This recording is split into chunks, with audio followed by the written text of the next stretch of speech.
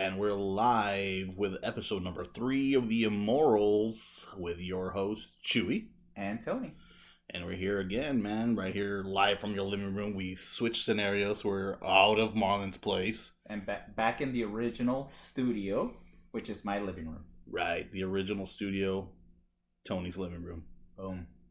It's going to be fun and exciting. Last episode got a little bit out of hand. I feel like we had all of the chaos happening, but the conversation really flowed. I agree. It was pretty chaotic as far as like the topics. We kind of got all over the place, but maybe the alcohol got the better of some of us.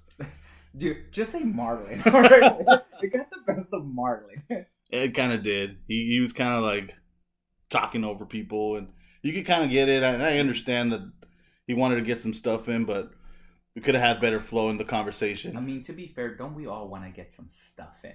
Oh, you know? Yes, we do.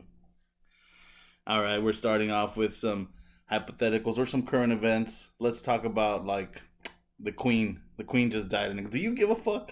I don't. Yeah, I don't. I generally don't either. But you gotta love the internet. I saw so many funny memes making fun of her. Like Princess Diana ones, waiting for her at the gates, you know? That one was super classic to me. Yeah, I saw a similar one where there's like a big-ass line at the gates of heaven. And then Jesus comes out and he's like, what do you mean the Queen's bitching, trying to get in the front? Man, she has to wait with the rest. Wait, hold on. Tell her to come up to the front. Let me go get Diana real quick. It's good, dude. The internet is undefeated. Internet's undefeated. No matter what happens, whether it's a sad topic or a hilarious topic, memes and videos will come out by the thousands. Absolutely. Talking about current events, Adam Levine. Have you heard about this? Yeah, I've heard a little bit about it. Like all these girls coming out of the woodwork about him. There's more than one? Yeah, I heard of more than one, but I know there's like one Instagram model that's like the head of the thing. Yeah, she, from what I understand, and I'm not very versed at this, so you gotta love the idea of me reporting current events without knowing what I'm talking about. And but to be fair, what's different of anything else that I talk about in life? I really don't know what I'm doing. And to be fair, I'm on that same boat. I don't know much about it besides the surface, you know? Yeah, so from what I understand, there's this super Instagram model, I was gonna say supermodel, Instagram model, that showed a screen recording of her DMs with him. So Adam Levine supposedly is married to a Victoria's Secret model. Who's pregnant, by the way. Who's pregnant. And he requested or asked this Instagram model if he could name his unborn kid after her. Is what I understand. Wait.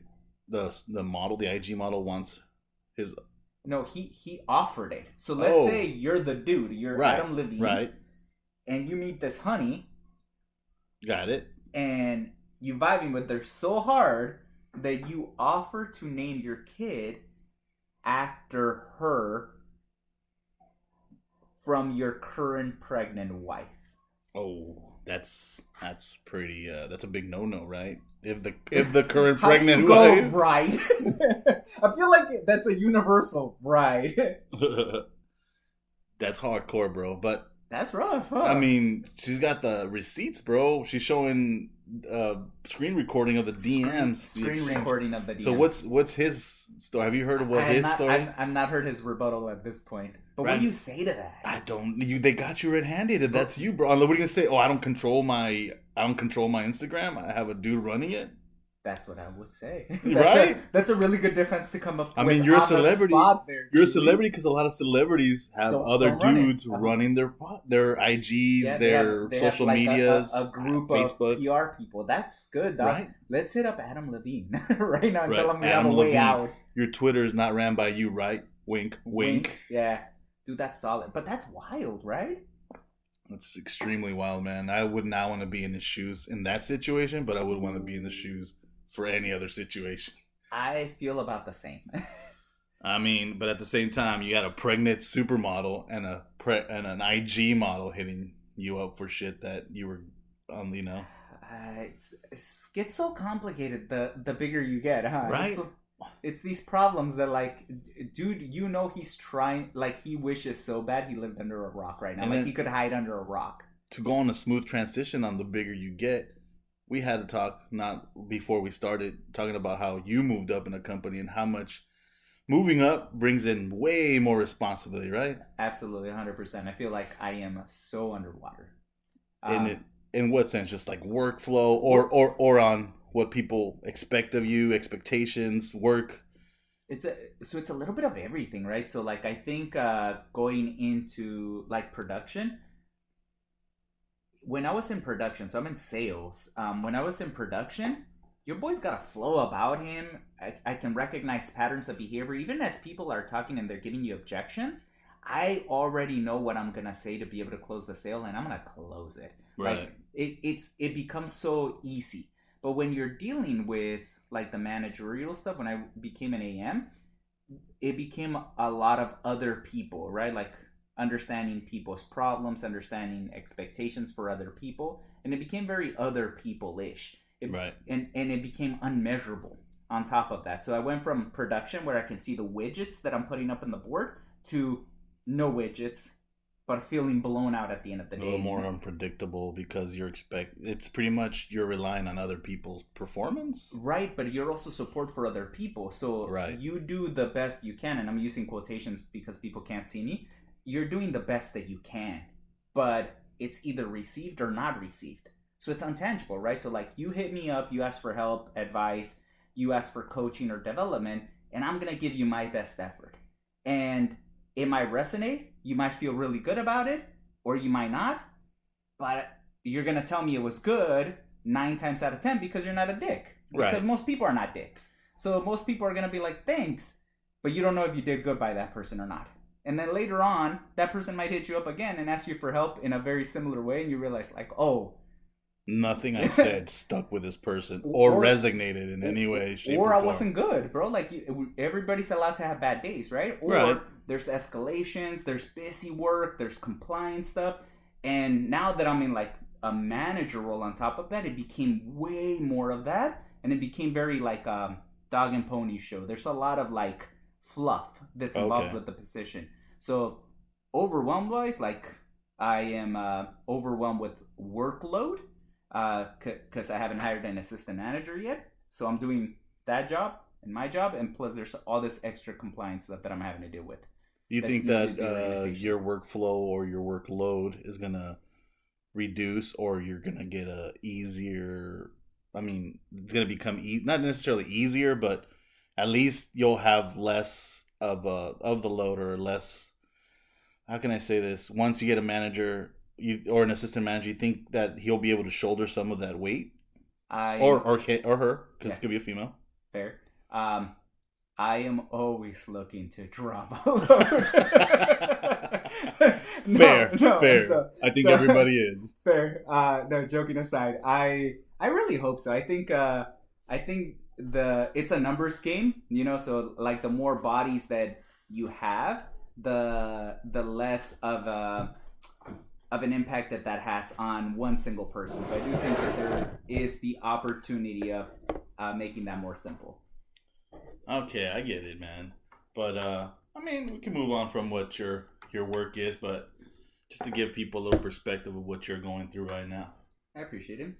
You know, because hey, man, we're all going through something out there, whether we're managers or whether we're the chief or the Indian, man. I hear you. What's it called? I mean, I am in the market, so I will tell people the market is rough right now on top of that, so that doesn't help anything. Oh, yeah, man. The stock market is wild. Dude, my own personal stocks, I think at one point were like $1,600. I think I'm looking at just below $500 right now on a lot of my stocks. But that's okay. You hang on tight, and right now it's an opportunity to buy. So if you have a little bit of extra cash flow, you should be putting it into stocks of strong companies like Amazon, Tesla, companies like that will rebound over time. They should pay dividends in the future. Those are easy bets right there. Apple, Disney, I don't know about Netflix, man. They've been taking some hits, but like Tesla and, you know, companies and industries that have been there for a while, and you could see that they're going to continue to be there and have growth. Yeah, right now they're low. Great time to buy. So that's your financial advice for the day. Absolutely. I mean, besides that, let's move into some hypotheticals, bro. I think we talked about, video games. In video games, people get lives by doing random as shit. Like Mario hits up coins, ding, ding, ding, ding, ding. Next thing you know, he's got a life. He has to collect a certain number of coins. Right, a certain number of coins to get that life. Or other video games where you get kills or you collect certain items, and then next thing you know, you have an extra life. What if that was a reality in our world? So in our world, what do you think would be the way for us to get extra lives? What do you think would be a way? Dude, I would love to live in a reality where making people cry gave you extra points, and those points led to more life. So, like, let's say hypothetically, I had to be atrociously mean to someone. They cry, that gives me a point, and if I collect 10 of those, then I get an extra life. And I want double points of their children. Double the points but that's too easy, bro. Wouldn't making kids cry be easier? So shouldn't it be worth less points? Super fair, but I think the way to make them cry is you have to tell them something atrocious, like your parents are gonna die or something. Santa Claus doesn't exist. Not facts, bro. or other stuff, I guess. I mean, I get it. All right, so make people cry. Yeah. What about you? What do you think would be a great way to establish more points or lives?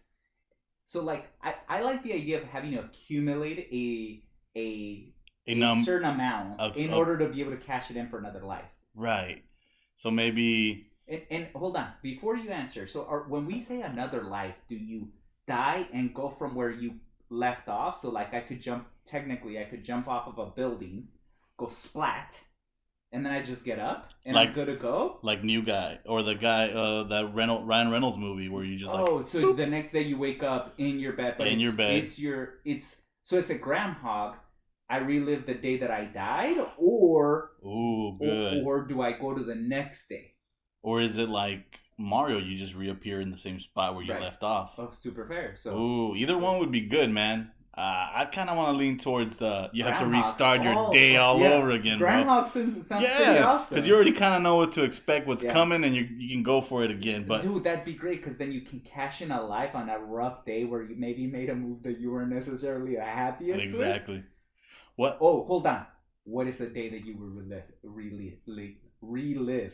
That you're like, damn, I done fucked up, and if I could go back and not do that day, that's the day that I would change. I can't sit here and think of it. I mean, I've done a lot of fuck ups, man. I mean, I guess I'll go back and change some things about the shit that came back to bite me in the ass. But, I mean, at the end of the day, I guess not a lot. Maybe take a different route on shortening my schooling in order to get like a different career, or maybe follow my career path that I'm already on, but sooner than I did before, or maybe take opportunities I had with like announcing or something. Maybe instead of going the television and film route, maybe do go the broadcast journalism route. There was a single day where you made that decision that you're like, damn it. Yes, there was one single day. Like, for example, going to Cal State LA or something. Like one day that just got dropped on my shoulder, on my lap, and they're like, hey, why don't you apply to Cal State LA right now? And I'm like, yeah, but I'm trying to get my grades up so I can go to UCLA and pursue this blah, blah, blah, blah. And they're like, why don't you just apply? It never hurts. Boom. Next day, or like within that week, they're like, hey, you've been accepted. And I was like, all right, I'm out of here. You know? I see. That totally makes sense. So, I mean... For me, I'm going to have to, Bella's within earshot. I need to have her do earmuffs really quick. Bella, do earmuffs. I get you 100% on that scenario. So, going back to accumulating points for lives, how many points and what is the task to accumulate these points? What about nutting? Every time you nut, you accumulate I feel like, dude, I'd so be people immortal. Would be just jerk. Be immortal, you know? Hey, but... I like the idea. Like, it can't be something good. I feel like it has to be like a task of some kind. What if it was something like...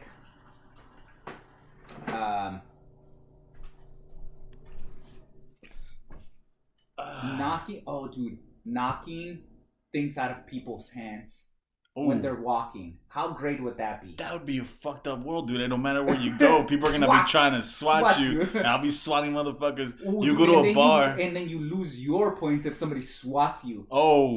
Think of a baby shower game with the cross arm. Oh, that's right. With the pacifiers. You accumulate these pacifiers, and then if they catch you slipping, you take theirs. That's how it should work. Ooh, that would be a good way, dude. It would be swatting. I think the world just automatically would go into an apocalypse situation where people are just holding up and just swatting. The biggest dudes out there are just fucking dropping fools left and right. Female, male, kids, does not matter. They're just anything. I would never hold anything in my hands. I love it. Perfect. Also, what does the rest of the world do when you reset a life? Ooh, that's true. Especially if we're talking Groundhog Day. Right? That's what I'm thinking. Do they continue in their own little area? I don't know. It's kind of like everybody playing their own game, right? Yeah. What if it was just you who got to redo it? Oh. How aggressively would you swat at people? All the time. Doesn't matter what. I don't give a fuck. What are they going to do? Shoot? If they shoot me, I would. What are they going to do? Shoot me? I'll swat the gun out of their head. I love the idea that you pause and you're like, yeah, they probably shoot me. Hey, we are in America. We are in America. And you you work at a school. Of course. Number one place to get shot at. Dude, I work in a bank. I'm less likely to get shot than you are at this point. And that's very true. That says a lot about our country. It's pretty great. Do you own any guns, Chuy? Nope, no guns, bro. Do I want to own a gun? Yeah, potentially. Yeah. What kind of gun would you own? Something simple, man. I'm not fucking crazy out here. I do believe that there should be regulations on. I don't believe that you shouldn't have guns. Like, guns should not exist. Blah blah blah. I mean, it is what it is. They exist for a reason. They already exist. Right. And then they serve their purpose. But I think some guns are excessive for what people say. Oh, for protection or for etc. Oh, just in case the government. I'm like, dude. First of all, you're not going to take out the government with a gun. Nothing. Yeah, bro. It doesn't matter. You could take out maybe 3 dudes at most, and then eventually they're gonna drop you, man. They could just bomb your house, bro. Like, I don't know what you mean. I feel like I need an AR to be able to defend with an extended clip. With an extended clip and all of the bullets in order to defend my home. Oh, okay. I mean, I have a bunch of stuff that's super important. You know? Stuff. Nah, I mean a basic Beretta or something like that, yeah, like a 9mm, 9mm, a 22, a Glock. I mean a 45 I can handle. I've shot one before, you know. Yeah. So something basic, like a Beretta with a 40. I don't know, whatever, something small. Yeah.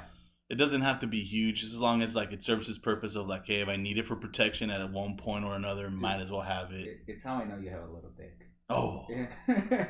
You're like, something small, as long as I use it right. You are so defensive about how you were going to defend a small weapon. It gets the job done, bro. That's all that matters. It still shoots. It kills. It shoots. And it still kills. It still kills. I'm still going to hear some screams on the other end. I'm effective with it, dog, is what I'm saying. I'm trying to say, no matter the weapon, I'm gonna be effective. I can hit people from the corner. I still get it, bro. But yeah, let's move. Let's see what we got going on here, man. So you were telling me a story that I don't know if you want to share, but I love to hear the story. You started telling me about the scenario. I'm gonna give a scenario then. I'm gonna just give a scenario. Here's the situation. You are an individual, right? And then your significant other. Okay. I don't know where, because we talked about this in episode 1 about the market and how shitty it is here, especially here in California. It's expensive. Atrociously expensive. Super expensive. And a lot of people, even like our friend Noé, he owns houses in Tennessee, which plays right into this story because imagine your significant other out of nowhere says, all right, let's... we can't afford a house out here. Why don't we move to Tennessee, or an out of state? And then they choose Tennessee because it's an easier transition. We're in the point where it's really affordable, and then there's a lot of land. There's a lot of land. Then there's up and coming real estate, and there's opportunities with employment, and especially in multiple industries within the cities that are in there, like Nashville. It's a pretty big up and coming city.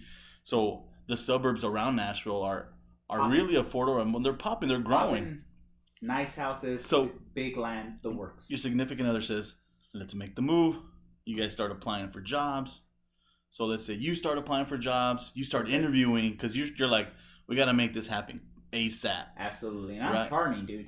Yeah, you're charming. So with your charm, you get multiple offers and you say, I'm going to choose this job here.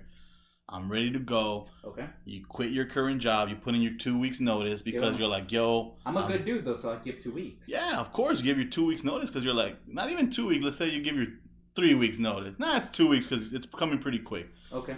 So you give 2 weeks notice because you're like, I already got a position and I'm ready to bounce. And it's supposed to be like a bam, bam, thank you, ma'am. Like we are moving to Tennessee. Cool. I'm going to pause the story for a brief second. Who do you think came up with a 2-week notice? Like some dude that's like, fuck it, I'm not going to do shit and collect one more paycheck? Or do you think it was the other route where an employer was like, yo, kick it, because I'm trying to make sure that somebody else gets taught. But ain't nobody working on those last 2 weeks. No, most of the time people don't give a fucking. I've given my 2 weeks notice before and I've been like, I'm not going to give it 100%, bro. I'm out of here already, so I'm still going to show face and get stuff done to an extent, but I'm not going to go above and beyond. So I get you. But at the same, I feel like for 2 weeks, I'm going to be talking the most amount of shit of all the secrets that I know about the company, all the secrets that I know about people. I hope everybody hears this so that if I give my 2 week notice, people actively want me to leave or not show up to work. But I'm going to give all the secrets if I ever give 2 weeks notice. Talk all the shit. Talk all of the shit and barely do any work and spend 2 weeks telling people where I'm going, because that's everything that happens during those 2 weeks. People go, I heard you gave your 2 week notice. What happened? Then I have to come up with some reason why I'm leaving. I'm going to obviously embellish it because, again, I'm a great storyteller. So why not add a little bit of flair and then spend the rest of the time telling them how great my new career opportunity is going to be, regardless of even if it's the same thing or slightly less than. I agree, bro. But within that, to answer your question, I gotta say it had to be the employer, because they have to pay you anyways. They gotta pay you out your vacation. They gotta do all this stuff. So they go, let's milk this guy or this girl for the last whatever we can, and try to, like you said, try to train the next person. Because who gets the most offended if you don't put a 2 weeks notice? The company, because you let them hanging. Yeah. So to them, it's like, I'm in panic mode. I gotta make sure I find somebody to replace you. Right. So I definitely had to be the employer, but you're right, man. Those 2 weeks, I'm talking the most shit. Nothing's getting done. I already know I'm out of here. Yeah. But just to go back to the story, you just put in your 2 weeks notice, bro, and you're not talking this shit. You're doing your job. You're still doing your thing. Okay. And then because I'm a good person. And then your significant other is also had applied, and they're going through interviews, and then they have a niche like industry they work in, like let's say IT or like they work in some form of IT. Got it. And then both of you guys work for like a particular industry, like like schools or like certain companies, etc. Right? Sure. You get the job. You put your 2 weeks notice. You're ready to roll because you're like, I'm ready to buy a house. Yeah. And you're moving into a particular, and you're moving to this place in particular because you want a house, because a condo or an apartment doesn't cut it, because your significant other has 2 dogs that are huge and they need that space. Cool. Right? I'm so thoughtful in this scenario. Right? You're the thoughtful person. Super thoughtful. Sure, absolutely. You quit, all right? And then I put my notice. The Friday before the Wednesday, that's your last day, your significant other does not get the jobs that he interviewed for or she interviewed for. Mm-hmm. And then out of nowhere, they go, we ain't going nowhere. What do you do? So in this scenario, I'm obviously the person left with a 2 week notice that I can't execute on, right? So this will be me. I'm going to walk back into my boss's office like, hey, how's it going? Have you lost the weight? Oh man, you looking kind of slim. Oh, thank you. Absolutely. Look, is that a new shirt? Oh, 100%. I just got it at Macy's. Oh my god, like, you look amazing. Also, I know I said you look slim, but when I said slim, I mean you're kind of buff. Have you been hitting the gym more? Oh yeah, I've been working out lately. No doubt. Obviously, you can tell. Hey, real quick, you know how like a week and a half ago I came in here and I was like, "Fuck this place! I fucking hate it here. Fuck you. Here's my 2 weeks notice." Do you remember that? Yeah, I remember. I was totally joking. Like, obviously, I have a wild sense of humor, and I know you know this about me. Yes. Yeah. When I said "fuck your mom," I also didn't mean it, obviously, because wild sense of humor, like I was saying. My mom cried when I told her. Yeah, she's a sweet lady. I feel really bad about that. As soon as I made the joke, I immediately felt bad about it. But hey, real quick anyway, and by the way, those shorts, your calves popping in them. Do you still have the paper that I dropped when I gave my 2 week notice? Yeah, it's right here. Do you mind if I look at it really quick? No, fuck you! You know, but so yeah. I'd go in there and I'd be like, yo, scope it out. I decided to change my mind about this. That's how I would play it. I'd backtrack that 2 week notice so hard. Damn. I get it. What would you do, Chuy? I would backtrack my 2 week notice. But besides that, dude, what do you do with your significant other who kind of left you hanging high and dry in that situation? Super fair. How long have we been together? Just a year. Let's say a year. But you're moving with them, so it's got to be pretty serious, right? I would say, I guess it's serious. Like, you know, like, there's obvious feelings. Someone, I think within a year of being with somebody, it's okay to move in with them or move not necessarily out of state. That's kind of wild, but moving in is pretty acceptable, right? Yeah, depends on the age. What age am I in this scenario? Late 20s, early 30s. Fuck. And we just do we have the 2 dogs, or the 2 dogs belong to my significant other? They belong to your significant other, not you. Do I care about these dogs? Like, am I emotionally attached to them? Am I living with my significant other in this? No, you're not living with your significant other. Fuck, I want to say I'm gonna push you. And you already talked to your family about this. Damn, you talked to the significant other's family about this. The walk of shame on this is rough, right? Like, to backtrack the 2 weeks. But what do you come up with to backtrack this scenario? Dude, see, and this is the thing that gets rough, is like, there is no way out of this without talking shit on someone else or without eating dicks, right? Like, you're either gonna be like, it's this person's fault, and you're transparent and honest, but then you're taking a big shit on your significant other, which is not the best thing to do if you're planning on being with them past this event, because then people are gonna know that you were talking, because it's never an announcement. It's followed by questions, right? Hey, mom and dad, I'm not moving. Why?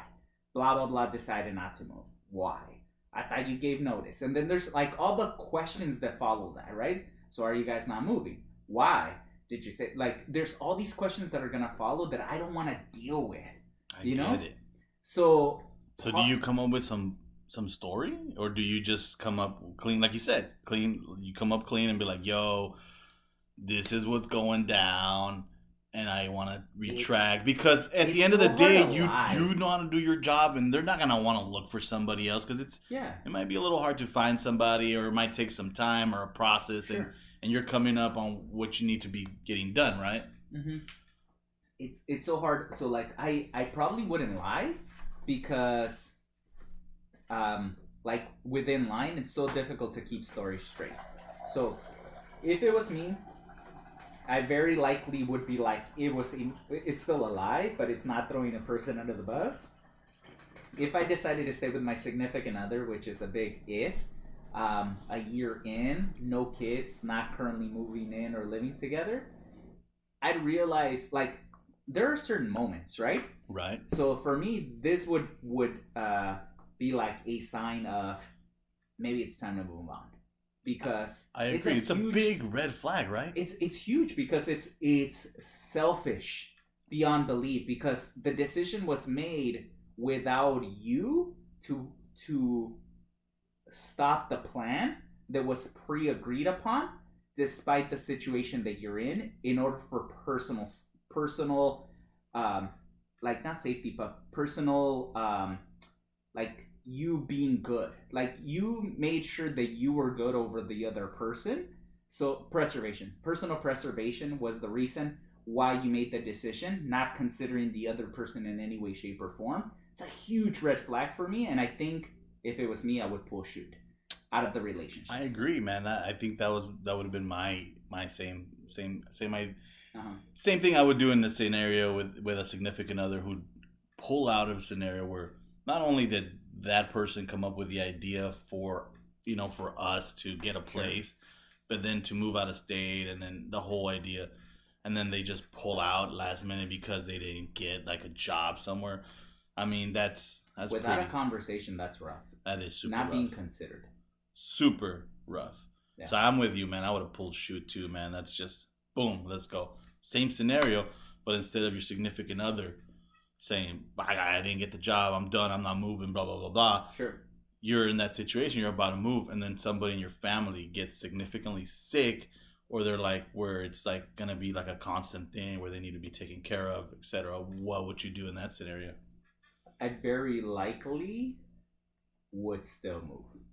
Yes, because it's a lot about you, I mean, it really depends on the impact that you're going to be able to have on your family. Like, realistically, am I going to be a caregiver for a family member? It depends on the family member. It's somebody you currently live with. And you care about because you have a good relationship and a good history with them.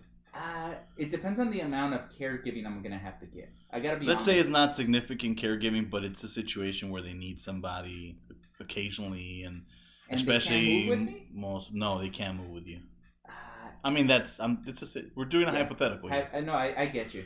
I think where it gets difficult for me is a lot of life goes by really fast with decisions like this, where you choose to be selfless versus selfish, and then it turns into regret, or you have a resentment towards the people.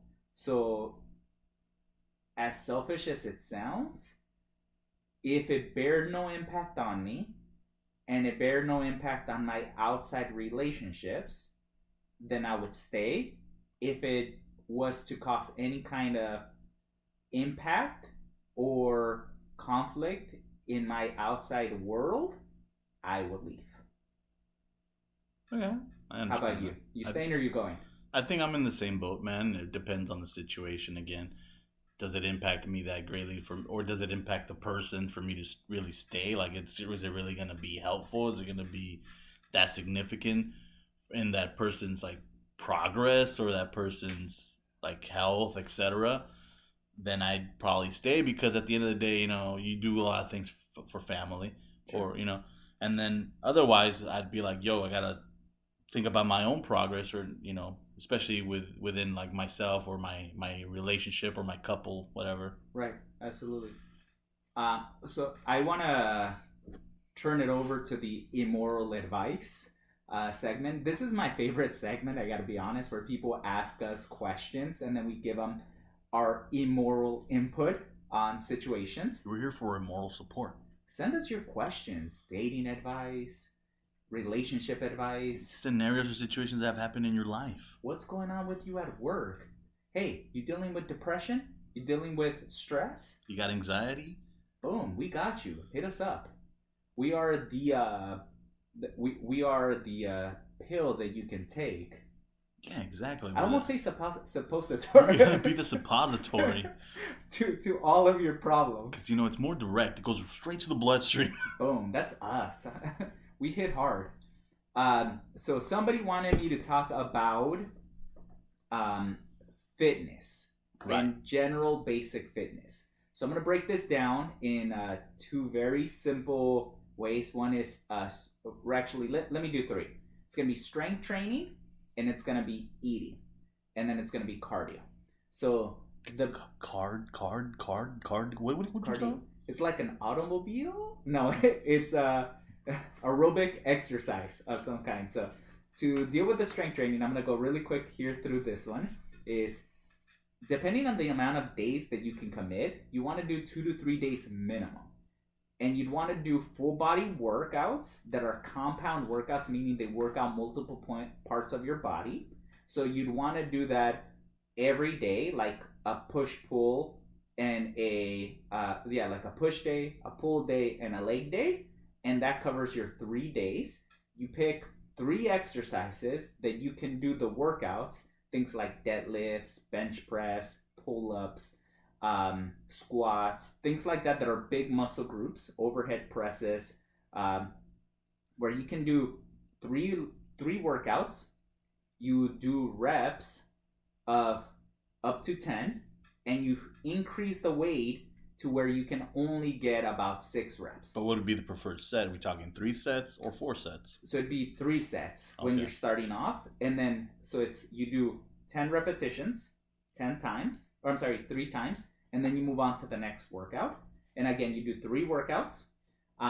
Once you get to 10 reps, you up the weight that you're doing that workout in, and you stick to the same workouts and up the weight till you get to about 6 reps. And then you do that until you get back up using that new weight to 10 reps, and then you add more weight. And you repeat this process over time. Eating, super important. You have to eat enough protein. And I would say look up an app, something like MyFitnessPal, where you plug in your age, your height, and your weight, and it tells you how many macros you're supposed to eat and how much protein. Track that. Be consistent about the meals that you eat.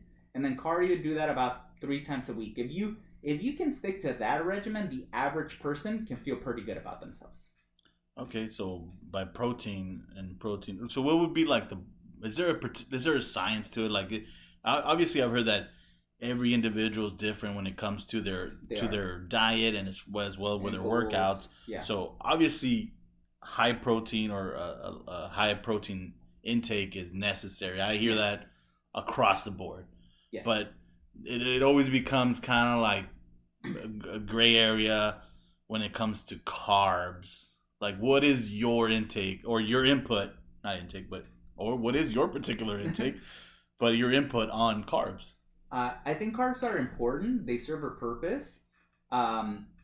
There's different kinds of carbs. There's vegetable carbs. There's carbs in some proteins, like certain meats have carbs, and then there's complex carbs, which are more like your rice and your pastas kind of thing. The basic, like what most people think about carbs. Yeah, so I think it depends on how much carbs in the workouts that you're doing. If you're not strength training, and this is my personal opinion, if you're not strength training, you can reduce the amount of carbs, but you should still be taking some kind of carbs. And you preferably from your like veggies and from high fiber foods that should have carbohydrates. What would be like a high fiber food? Something like broccoli. Broccoli, okay. Broccoli's a good high fiber food that has carbohydrates. Okay. I'd probably steer clear from rice, but here's kind of the unique thing about it. I got a diet plan, like a dietitian for about 4 months,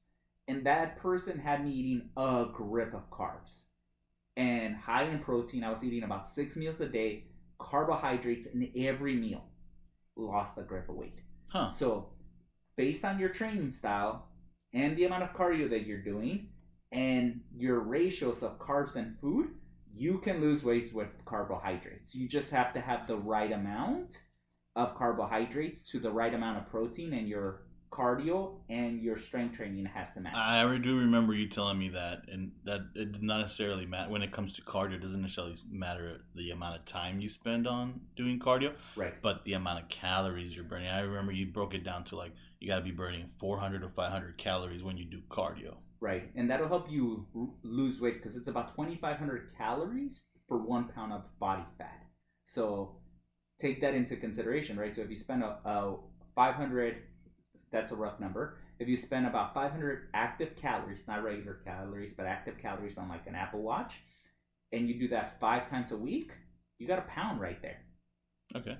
So it's not unreasonable. You know? Not unreasonable. And then that you got to take into consideration the calories you're burning from lifting, and then the calories you burn just from talking, thinking, right, sitting, etc. Life. Yeah, life. Being alive. All right. So that was Chuy and Tony with your immoral advice. That was your immoral advice on fitness. I want to talk about cereal. So I heard Snoop Dogg came out with his own cereal. That's right, brand. Snoop Loops. That's pretty dope. I kind of like, dude, I want to be mega famous or mega rich to where I can come up with some. You know that fool got high when he came up with the fact that he wanted to come up with He's probably cereal. eating cereal and he's like, why don't I have my own? Exactly. I mean, if you can come up with your own cereal, what would you come up with? Like, what would you call it and what flavor would it be? Like, damn, that's a hard would you one. have a little mascot? Like, he has a little dog, obviously. Snoop Loops makes sense, you know? Super checks out. All right, so let me start by saying flavors of cereal. I mean, what are your favorite cereals that exist? Oh, that's a good question. I love Cookie Crisp. Oh, Cookie Crisp is a classic. I love Corn Pops. All right, Corn Pops, pretty Fruity basic. Pebbles. Fruity. Now you're talking Fruity Pebbles and Kid. Cocoa Pebbles. They're right there for me. Yeah. How about you? What's your? I mean, I'm a big fan of Fruity Pebbles. You just mentioned that. Yeah. I go with Cocoa Pebbles as well for that chocolate side. Hell yeah.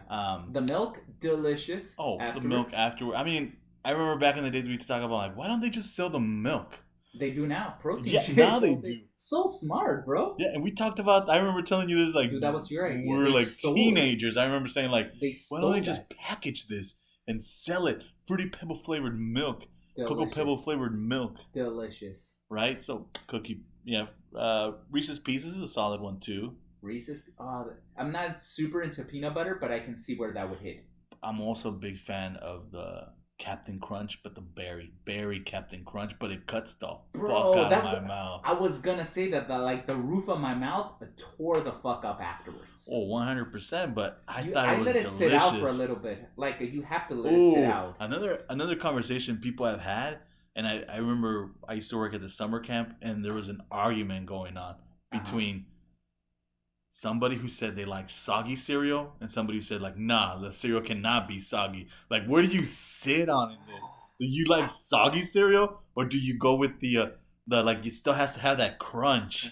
I will say it depends on the cereal, but more often than not, I'm gonna lean more towards soggy than crunchy. Damn, you're a soggy cereal kind of guy. I enjoy it a little bit soggy. I gotta be honest with you. I'm in betweener. Like, I want it to be like where you still have some crunch and then you have some soggy part. Like, that's kind of like where I roll, you know.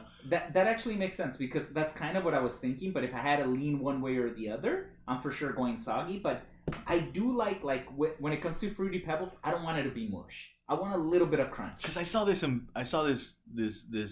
product just today, actually. Now that we're talking about cereal, and it's this cup, right? And on the inside, part of the cup, you could put the cereal, and then it has an outer layer where the milk goes. So like when you could pour like cereal, and then you could take a swig of milk at the same time, so your cereal never gets soggy. Interesting. So this is definitely a crunchy cereal. Person who came up with it is like, they're like, I don't want my cereal to get soggy at all. They regularly would get upset because they let it sit out for a little bit. Go check my messages. Text someone. Come back. Soggiest of cereal. Yes. This is whack. Dude's like, gonna go to Shark Tank. Come up with a couple $1 million worth of product right here. Really smart idea. I'm for sure not the target demographic. Same. I think I like the sog mix with the crunch, and I'm okay with the sog at the end too. That makes sense. So going back to the flavors that I would choose, I think for me, if I had to decide on a flavor, if I had to choose a flavor, I'd have to go with creamsicle. So orange cream, like orange creamsicle? I think so, because I feel like if you know anything about me, your boy likes it creamy. Though, like, joking aside, I think I would have to go with something that was a little bit cinnamon. Dude, I'm having like the hardest time speaking cinnamon. Today. So you're talking like Cinnamon Toast Crunch? Not. Or we're talking like cinnamon frosted flake. Remember those?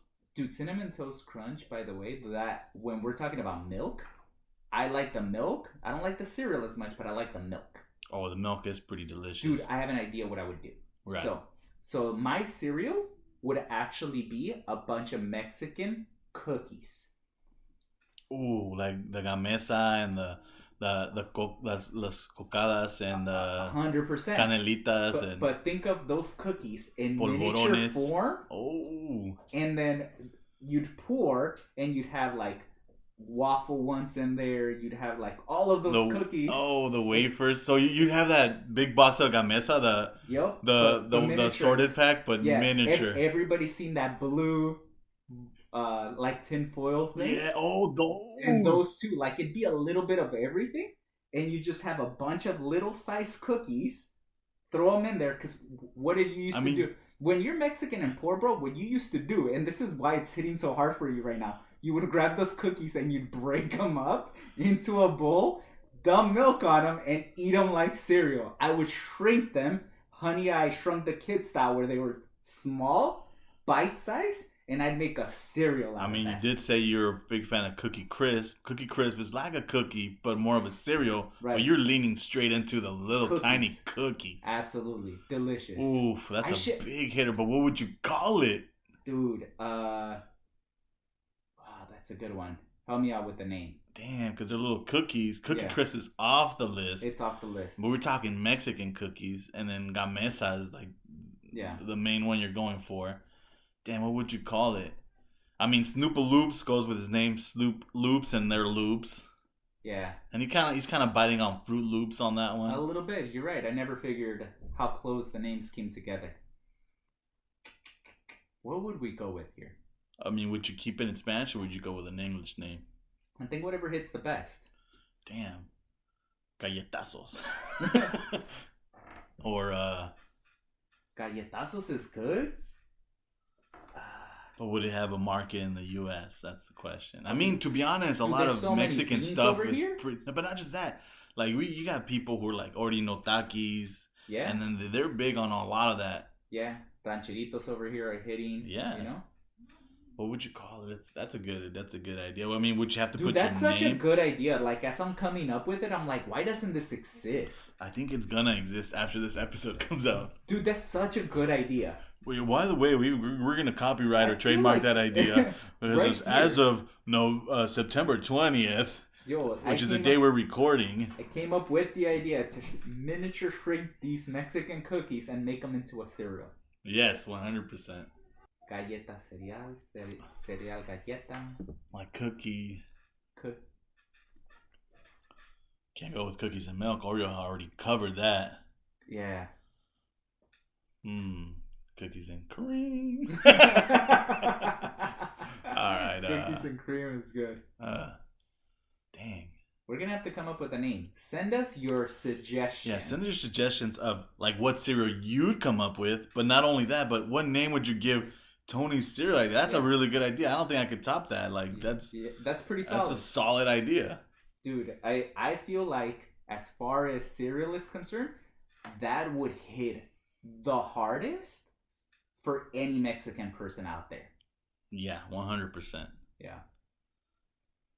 Mexican people would be all over those cookies. They'd be on all the sucursales. The box would be like that, like it would look like the tinfoil box, but it would be like, the container, but it would be a box.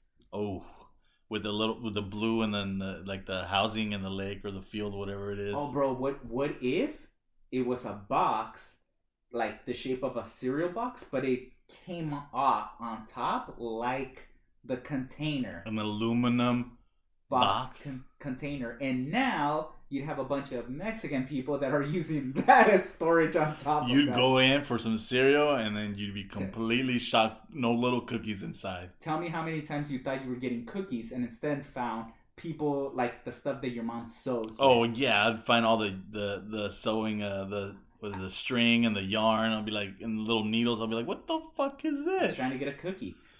Tell me that the company wouldn't go for it just on that alone. Like, I feel like I'd be keeping their traditions alive. 100%. The company's probably going to reach out to you and be like, Yo, we love the idea. We love the idea. Can we buy it off you? Be like, absolutely. How much you got? And then settle for obviously less than I'm worth, because that's what I'm used to. Like, just give me by right now. I'm with it. So. But let's get into another hypothetical. All of a sudden, you're Superman. You get Superman powers. Bro, what's the first thing you do? taking over the world. 100%. Coming into a TV station, demanding that I'm placed on every channel, and making an announcement that everybody reports to me now. Like, I am the almighty ruler, and thou shalt bow before me. Like, how do you not? That's right. That's probably why none of us have superpowers in this world. That's absolutely why. I feel like they would have complete control of everything. Like you said, I'll go into every TV station, and then countries are gonna be like, "Fuck this guy. Who the hell did this guy think he is?" And then you'd have to go demonstrate your power. So you'd be all over social media, just tearing through airplanes and tanks. These dudes trying to bomb you, and you're just like walking out unscathed. 100%. Barely breaking a sweat. Barely breaking a sweat. Obviously, your clothes might burn off, so. But I'm bodied up at that point. Oh, if you're Superman, stacked. Bodied up. I mean, fitness out the window. 100%. What's it called? So, same hypothetical. You're Superman, almighty, all-powerful, but there's a Batman in your reality.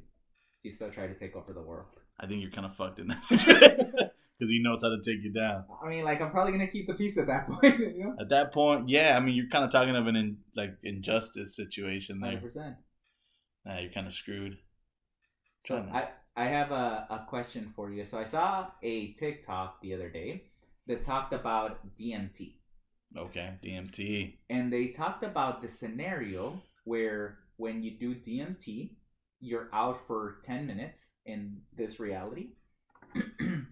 But in the rest of the world, or not in the rest of the world, in the other reality where you're high or hallucinating or whatever you want to call it, it's like a genuine lifetime, like an actual lifetime that happens.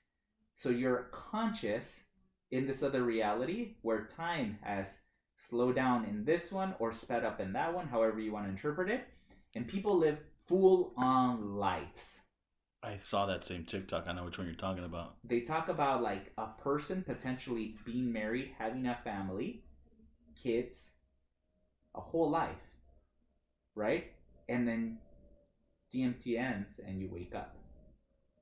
What if that's this reality, Chuy? It could very well be. I could be sitting in some couch right now, just laid out. 8 minutes going by over there, but a whole lifetime here. Right. And that's mind-blowing to think. Especially, I saw that TikTok, and he said that he took like 3 hits of DMT, so he went above and beyond like the one. Right. So he says he lived his entire child. Everything was the same. He said everything was the same. Childhood thing, but instead of moving to Texas, he stayed in New York, met the love of his life, married them, had kids, had this whole experience of having a family, and then he gets hit by a truck and dies. Yeah, a bus or a truck. Yeah, something like that. And then when he dies, he comes back to said reality. If that was my situation, I'm like, dude, when am I going to die so I can wake the fuck up? For real, though. No, but it's got to be a mind fuck, especially because he said that you wake up and you mourn a family that you never had or doesn't exist. That you don't have in said reality. Right. So this begs the question, right? So if you remember something and it's real to you completely in every degree, but it never happened, did it happen? Can it impact you? It obviously, man. He said he lived an entire lifetime, his own entire lifetime, all over again, plus that extra separate life. Obviously, I think we discussed this in the last episode, where like your mind makes your reality, right? Right. It kind of creates who you are, who you think you are, etc. So you're telling me, like, if you were to go to sleep, or you think you saw something or you experienced something, even if it didn't happen, do you think it could shape your behaviors or your perspective for the future? It has to. How can you not, right? Because you have all this emotion from a said reality that you lived, and it's got to completely change you.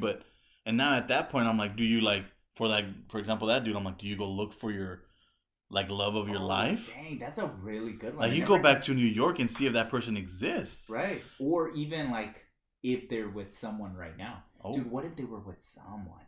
That's kind of harsh, right? Because you're like, that's my wife, and now they're having somebody else, and they're over there kissing them, and they have kids. Yeah. They don't look like my kids per se, but they could, you know. Yeah, no doubt. Parallel your children. Right. Wow. And then it kind of goes into the whole idea of the multiverse, you know, like, do we live on layered universes? Like, you brought that kind of up with the whole poltergeist or ghost situation, and I've always kind of believed that too, like, where we're overlaying. Yeah. So, for example, you're living in this house, and back in the days, somebody else lived in the house, so you're both living at the same place within different timelines, and maybe there's weak points where you might think you see a ghost and they go through the wall, but maybe back in the days that used to be a door, so to them it's just a doorway. They're living there. Yeah, like, or my door is closed and theirs is open, so they're walking through it. Exactly. I mean, there's a lot of questions that go into it, but I mean, just to go back to the question about how would I react, I mean, it's gotta be a complete mindfuck. At that point, you can't be the same. You have to have a different perspective in your own life. Like, oh man, I could have gone a completely different route. So does it make you appreciate what you have more? Or does it make you...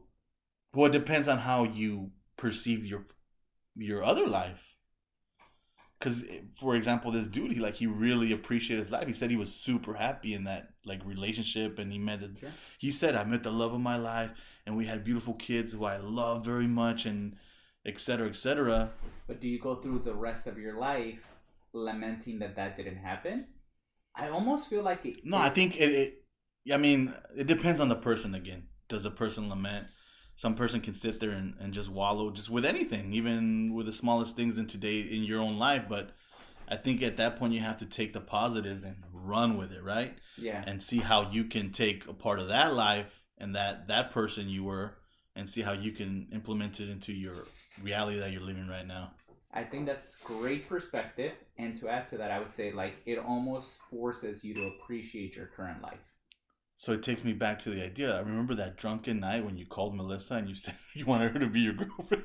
Dude, when we talked earlier in the episode about biggest regrets and a day that you could go back and change. So you're going back to December 24th. What year was this? Like 2005? 2003. 2003. So you'd go back to December 24th, 2003. And I feel like if somebody owes somebody an apology, it's you. Because you were supposed to. I feel like I owe everybody an apology. Yeah, so 100%. You guys are blaming me for Marlon, and now I'm to blame for you. And to be fair, and in my defense, I did try to take the phone away from you, and you fought me back, and you were like, no, you're pushing me away. Hey. And your drunken rage. Hey, at this point, as you laid down on the ground. Dude, we could be roommates right now if it wasn't true. for We've that. Always talked about that. We could have been roommates. You ruined everything. With that, this was Tony and Chuy with your Immorals Report.